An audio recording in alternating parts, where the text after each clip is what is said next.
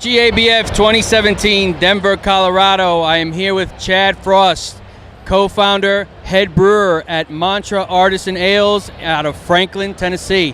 How are you doing today, Chad? Doing excellent. It's another fun session, second one in, almost halfway through GABF. So how many years you been coming to this event? This is personally my third time, but the second time for Mantra.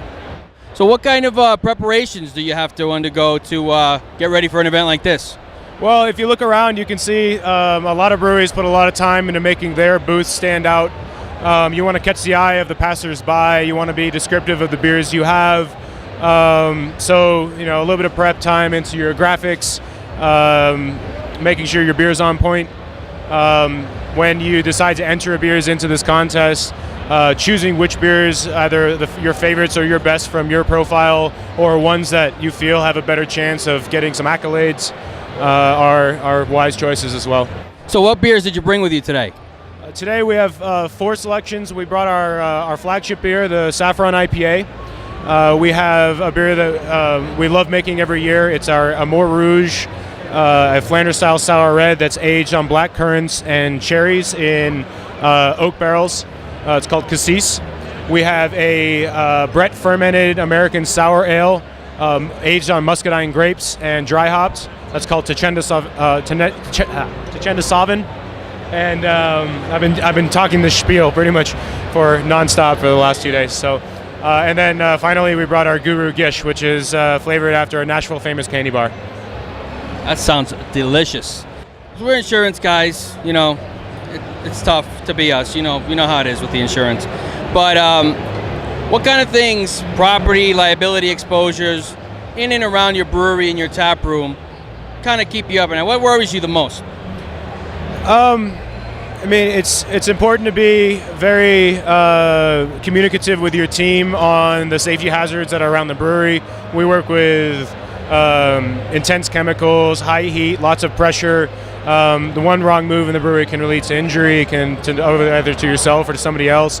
There's a lot of liability when it comes to the integrity of the product. Some things that on a craft brewing scale, the equipment can be really expensive. The things you need are the budget's not always fitting for what you need. So things like redundancy in your power and your glycol chiller, making sure equipment doesn't go down, or if it does, you have backups or you can get to it very quickly.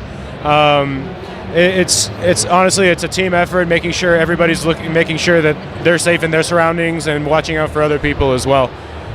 Just constantly keeping your head up and communicating with your team.